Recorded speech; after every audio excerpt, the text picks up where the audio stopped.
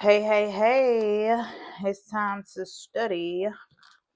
Okay, so we on this 1 year reading Bible plan. Our goal is to read the entire Bible by the end of the year, and we are 8 days in on today. Today is January 8th, and we read in Genesis chapter 21, verse 1 through Genesis chapter 23, verse 20. And I recap on yesterday. What did we read yesterday? Yesterday we read Genesis chapter 18 through Genesis chapter 20. So what happened in these chapters? So visitors, three visitors and the Lord came to visit Abraham. Abraham, like, look, before y'all go on y'all journey, let me stir y'all real quick. Let me wash y'all feet. Let me prepare some food for y'all to eat. Then y'all can go on by y'all journey. One of the visitors ended up asking Abraham, like, where your wife is? He like, she in the house, she in the tent. They like, okay. Sarah go end up having a child this time next year. Sarah ear hustling. She heard what they said, so she laughed like, okay, funny work, but okay. The Lord told Abraham, like, look, Sarah laughing like it's something too hard for me or something. So Sarah like, I ain't laugh, I ain't do that. So fast forward, the Lord end up saying, like, I hear how wicked the cities of Sodom and Gomorrah are. He sent the three visitors to go check that out, and destroy those cities. Basically, Abraham, remembering that his nephew Lot stay in the city where the Lord is about to destroy, he like, wait a minute, Lord, so if it's some righteous people living there, are you going to destroy them with those evil people? Surely you're not going to destroy the righteous with the wicked, because it makes them no different. It's like, why even bother at this point?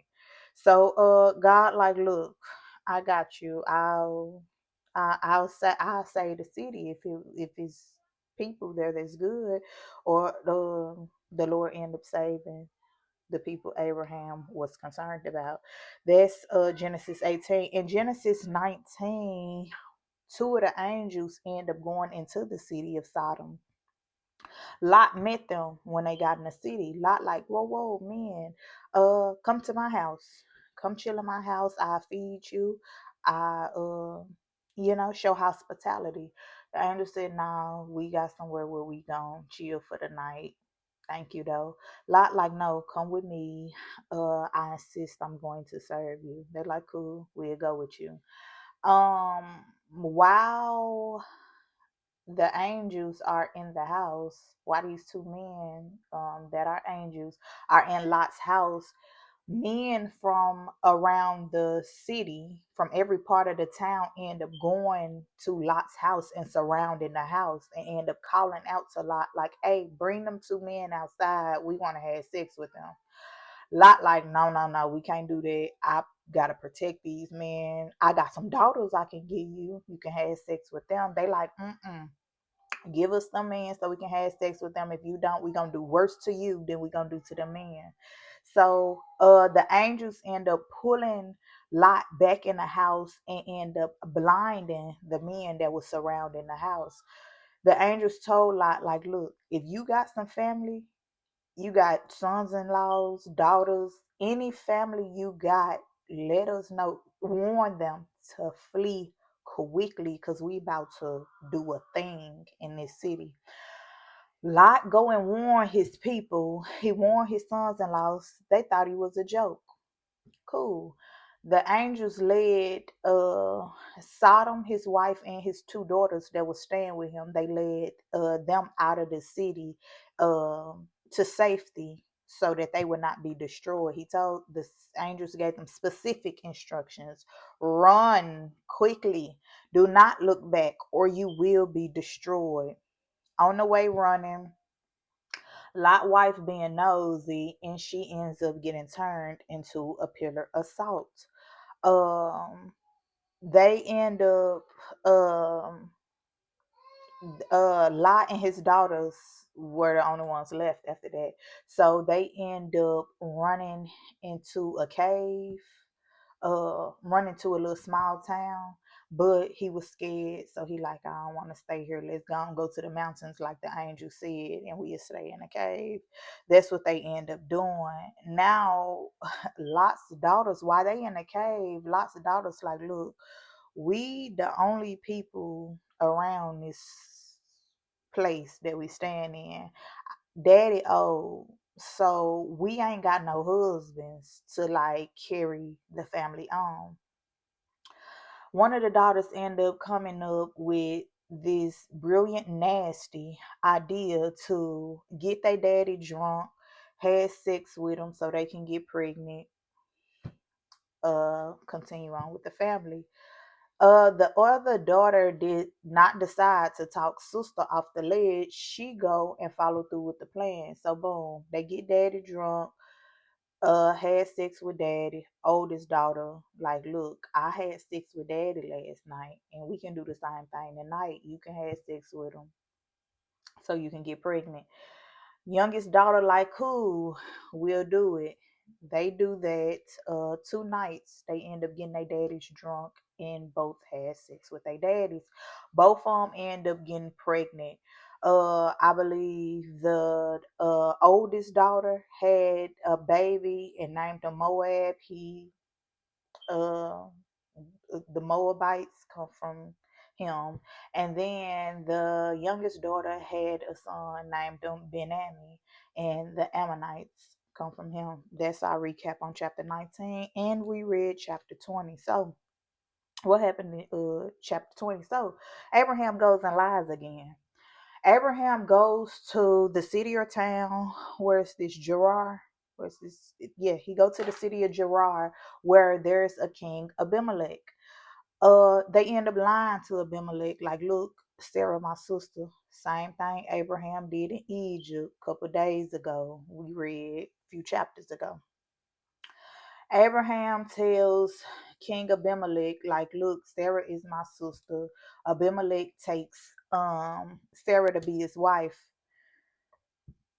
Um God comes to Abimelech in a dream and say, look, get Sarah back or you gonna die. You, your whole family, y'all gonna die. I'm gonna do away with y'all. Abimelech, like, I ain't sleep with this woman. I didn't know. They lied to me. I had no clue that this woman was married. To my knowledge, this is his sister. So Lord, I'm innocent. God, like, yeah, I know it was me who caused you not to sleep with this woman because I'm going to do away with you if you don't give that woman back. I'm going to do away with you and your family. So Abimelech called Abraham, same thing King Pharaoh did in Egypt. Um, like, look, why would you lie? What you scared of? Why you tell us this your sister causing us all this trouble? Get your wife now and go ahead on and pray for us because now all the women in my family can't have children. They are barren. Their wombs are closed up due to you lying, saying that this your sister. Abraham, like, look, I thought ain't nobody here believe in God.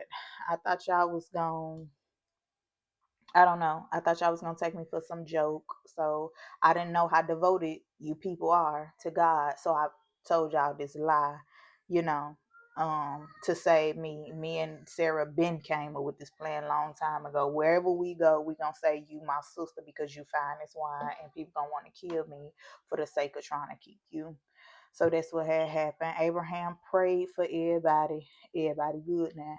That's the recap on yesterday. Also, I felt led that the Holy Spirit wanted me to highlight and recap today in Genesis 19 when God was saying that he was going to destroy the cities of Sodom and Gomorrah because it's a wicked, evil place. The number one sin that was highlighted in uh the number one evil, wicked sin that was highlighted in the cities of Sodom and Gomorrah was homosexuality. Now, I'm not here to condemn or shame anyone. Why? Because I have too. had my share in partaking in that sin. However, never mind how we think this sin is going to satisfy us. In the eyes of the Lord, it is evil and it's wicked. So, thank God for Jesus. He can save you. so yeah, God said this is an evil, wicked city, and I'm finna do away with it. Burning sulfur and fire is what it's about to give, and that is what it gave.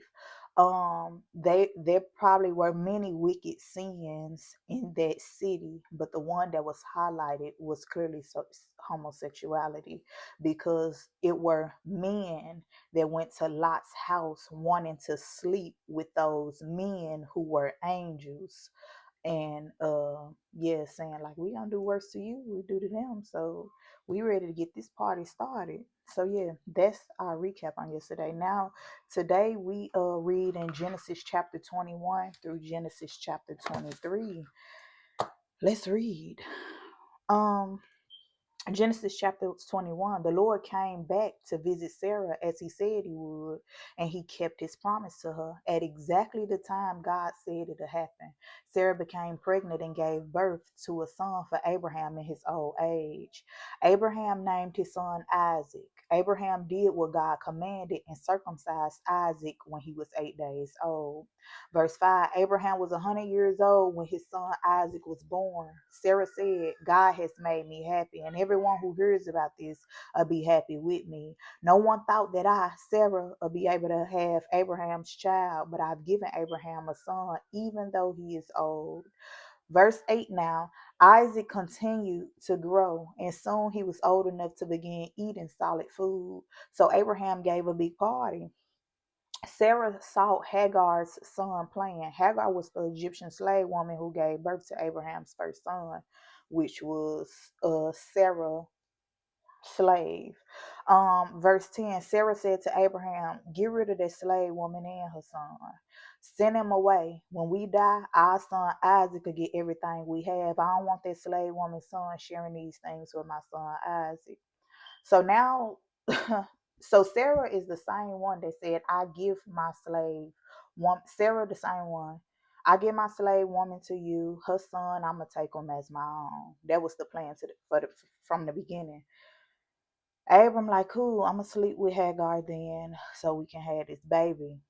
They end up having a baby. Hagar looking down on Sarah. Sarah done concocted all this riffraff basically.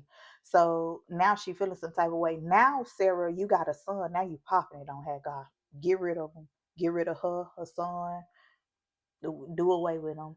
Verse 11. This upset Abraham very much. He was worried about his son Ishmael. I imagine, like, this is my kid. Are you crazy? And Ishmael is about 14 years old at this point. Like, you want me to just kick my son out and his mama? Like, you are crazy, woman. Verse 12, but God said to Abraham, don't worry about the boy and the slave woman. Do what Sarah wants. Your descendants will be those who come through Isaac. But I also bless your son of your slave woman. He is your son, so I'll make a great nation from him also. So God basically telling Abram, like, look, keep the peace at home. Just do what your wife say. This may be punishment for you just listening to your wife. Y'all weren't supposed to have that baby anyway. You were supposed to listen to me and wait for the promised son. But listen to your wife. Keep the peace at home, doc. Um, verse 14. Early the next morning, Abraham took some food and water and gave them to Hagar. She carried them and left with her boy. She left that place and wandered in the desert of Beersheba. After some time, when all the drinking water was gone, Hagar put her son under a bush. Then she walked a short distance away and sat down. She thought her son had died because there was no water. She did not want to watch him die. She sat there and began to cry. Pause. So Ishmael is 14 years old. They wandering around. They run out of the water that Abraham done gave them. Now it ain't no water here. What we supposed to do? She like, look, son, I don't want to watch you die. That's what she's saying to herself. She go and lead him to this bush, set him down. You stay here. She walks off because I don't want to see you die if you end up dying. She walks off and she started crying. Verse 17, God heard the boy crying, and God's angel called to Hagar from heaven. He said, "What is wrong, Hagar? Don't be afraid. God has heard the boy crying there. Go help the boy. Hold his hand and lead him. I'll make him the father of many people." Then God allowed Hagar to see a well of water, a vision. So she went to the well and filled her bag with water. Then she gave water to the boy to drink. God continued to be with the boy while he grew up. Ishmael lived in the desert and became a hunter. He learned to shoot a bow very well. His mother found a wife for him in Egypt. They continued to live in the Paran desert. I love it. I love it. Even the children out of wedlock, God, like, look, I still have purpose for them. I love that. Verse 22, then Abimelech and Phicol spoke with Abraham. Phicol was the commander of Abimelech's army. So Abimelech, we learned in chapter, that's the one that Abraham lied to, and God sent the dream like, look, send Sarah back. I mean, you, everybody in your family gonna die if you don't. That's Abimelech. He's the king of Gerar. Phicol is the commander of Abimelech's army. So Phicol is the leader of all the soldiers in Abimelech's army. So yeah, Phicol was the commander of Abimelech's army. They said to Abraham, God is with you in everything you do. So make a promise to me here before the Lord. Promise that you will be fair with me and with my children. Promise that you will be kind to me and this country where you have lived. Promise that you will be as kind to me as I've been to you. Verse 24, and Abraham said, I promise to treat you the same way you treated me. Then Abraham complained to Abimelech because Abimelech's servants had captured a well of water. So the king's servants ended up taking into their possession this well of water. Verse 26, but Abimelech said, I don't know who did this. You never told me about this before today. Verse 27, so Abraham and Abimelech made an agreement. Abraham gave Abimelech some sheep and some cattle as proof of the agreement. Abraham also put 7 female lambs in front of Abimelech. Abimelech asked Abraham, why did you put these 7 female lambs by themselves? Verse 30, Abraham answered, when you accept these lambs from me, it'll be proof that I dug this well. So after that, the well was called Beersheba. Abraham gave the well this name because it was the place where they had made a promise to each other. So Abraham and Abimelech made an agreement at Beersheba. Then Abimelech and Phicol, his military commander, went back to the country of the Philistines. Abraham planted a special tree at Beersheba and prayed to the Lord, the God who lives forever. And Abraham lived as a stranger for a long time in the country of the Philistines. Um, Chapter 22 in Genesis. After these things, God decided to test Abraham's faith. God said to Abraham, um, Abraham, and he said, yes. Then God said, take your son to the land of Moriah and kill your son there as a sacrifice for me. This must be Isaac, your only son, the one you love. Use him as the burnt offering on one of the mountains there. I'll tell you which mountain. Pause. So God, like, let me test him. Let me see how he really coming. Uh, God said, look, Abraham, take your only son, take him on Mount Moriah, and sacrifice him. That's what I need you to do. Verse 3. In the morning, Abraham got up, no questions asked. Look, Abraham don't ask no question. When it comes to his wife, when it comes to God, he like, look, I'm just finna do what y'all. I don't want no smoke. I ain't got time to be arguing. He just like he did with Lot. Abraham is not confrontational at all. Verse 3, in the morning Abraham got up and saddled his donkey. He took Isaac and 2 servants with him. He cut the wood for the sacrifice. Then they went to the place where God told them to go. After they traveled 3 days, 3 days worth of traveling, my Jesus, Abraham looked up, and in the distance he saw the place where they were going. Then he said to his servants, stay here with the donkey. The boy and I go to that place and worship. Then we'll come back to you later. Verse 6, Abraham took the wood for the sacrifice and put it on his son's shoulder. Abraham took the special knife and fire. Then both he and his son went together to the place for worship. Isaac said to his father Abraham, Father, like daddy. Abraham answered, "Yes, son." Isaac said, "I see the wood and the fire, but where's the lamb we gonna burn as a sacrifice?" Abraham answered him, "God himself is providing a lamb for the sacrifice, my son." So both Abraham and his son went together to that place. When they came to the place where God told them to go, Abraham built an altar. He carefully laid the wood on the altar. Then he tied up his son Isaac and laid him on the altar on top of the wood. Then Abraham reached for his knife to kill his son. Pause. Can you imagine how Isaac felt in this moment? You done clean, scrap tied me up and laid me on top of this wood where I know sacrifices for supposed to go. Then you reaching for this. What are we doing? What are we really doing, Daddy? What are we really here for? Verse 11, but the angel of the Lord stopped him. The angel called from heaven and said, "Abraham, Abraham." Abraham answered, "Yes." The angel said, "Don't kill your son or hurt him in any way. Now I can see that you do respect and obey God. I see that you are ready to kill your son, your only son, for me." Then Abraham noticed the ram whose horns were caught in the bush. So this ram just in the bush with his horns just jammed, caught up. So Abraham went and took the ram. He offered it instead of his son as a sacrifice to God. So Abraham gave that place a name, the Lord provides. Even today, people say on the mountain of the Lord, he will give us what we need. I know that's right. Verse 15, the angel of the Lord called to Abraham from heaven a second time. The angel said, "You were ready to kill your son for me. Since you did this, I make you this promise. I, the Lord, promise that I will surely bless you and give you as many descendants as the stars in the sky. There will be as many people as sand on the seashore, and your people will live in the cities that they will take from their enemies. Every nation on the earth will be blessed through your descendants. I'll do this because you obeyed me." I know that's right. Then Abraham went back. So we see that obedience is better than sacrifice. I know that's right. Then Abraham went back to his servants. They all traveled back to Beersheba, and Abraham stayed there. After all these things happened, a message was sent to Abraham. It said, "Your brother Nahor and his wife Milcah have children now." Pause. So the brother Nahor is the one that they daddy. So Abraham daddy was Terah. Terah had three sons. That was Abraham, Nahor, and Haran. Haran ended up dying. After Haran ended up dying, Terah ended up moving him.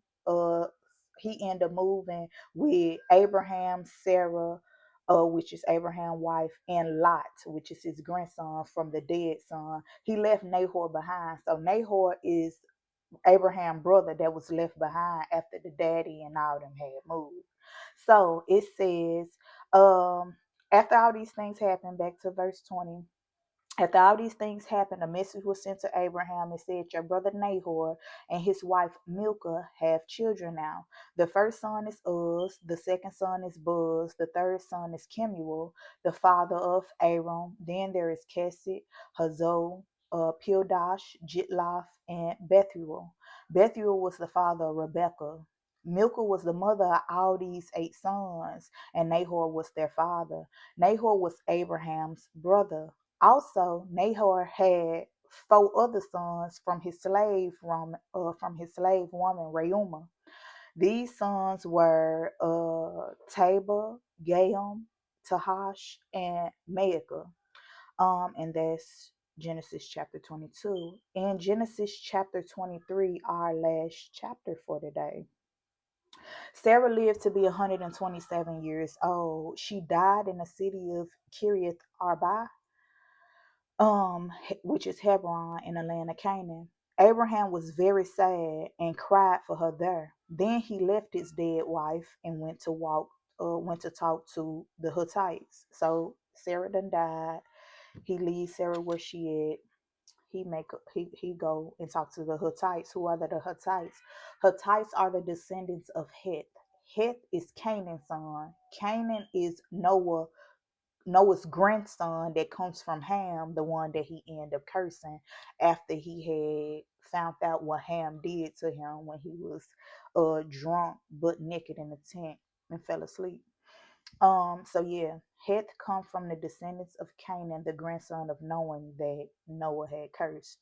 Uh, yeah, and the Hittites come from that lineage of Heth.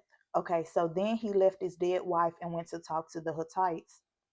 He said, I'm only a foreigner staying in your country. I have no place to bury my wife. Please give me some land so that I can bury her.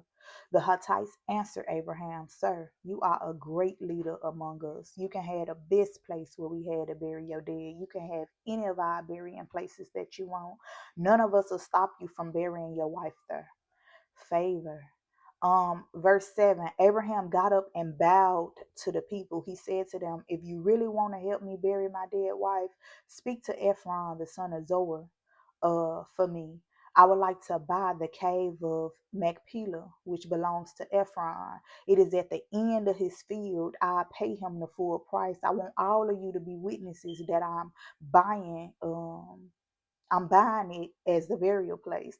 Verse 10, Ephron was sitting there among the people. He answered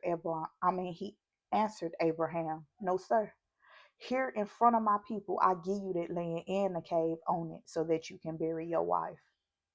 Can you say favor of the Lord? He said, I will give you a great reward. So Abraham talking to the Hittites, he asking them, like, give me some land so I can bury my wife. They like, sir, you can have anything. Like, you can have anything you want. He like, okay, so if y'all doing it like that, talk to the owner of Machpelah, because I want a field that's at the end of his land. Um, they didn't need to talk to Ephron because Ephron was right there with them, sitting with them, hearing what Abraham was saying. Ephron like, I'm with them. Doc, you ain't got the I'm giving it to you. You ain't got to buy nothing from me. You can have this. Verse 10, Ephron was sitting there among the people. He answered Abraham, No, sir. Here in front of my people, I get it land and the cave on it so that you can bury your wife. More than what he asked for. Verse 12, Abraham bowed before the Hittites. He said to Ephron before all the people, But I want to give you the full price of the field. Set my money and I'll bury my dead. Verse 14, Ephron answered Abraham, Sir, listen to me. 10 pounds of silver mean nothing to you or me. Take the land and bury your dead wife. Like, what this land is worth, come on now. I'm having that and much more, and you are too. Like, the small thing to a giant. Take the land, bury your dead wife. You got bigger fish to fry, basically. Verse 16, Abraham understood that Ephron was telling him the price of the land, so Abraham paid him for the land. He weighed out 10 pounds of silver for Ephron and gave it to the merchant. Abraham like, okay, so you saying 10 pounds of silver means nothing to you, so that's what this land is worth, 10 pounds of silver. Bet, let me weigh up this silver. Take this money if I can get this land. I'm not taking none from you for free, basically. Get the money. Verse 17, so the field of Ephron changed owners. This field was in Machpelah near Mamre.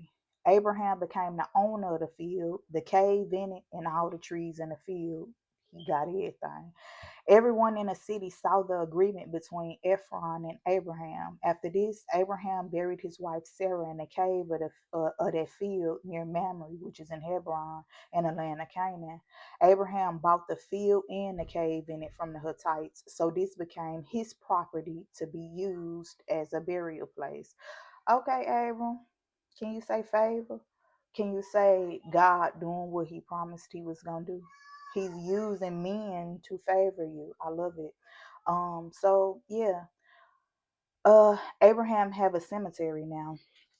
And that completes our Bible study on today. We will be back tomorrow. We're 8 days in. We are doing great. I love y'all. Bye.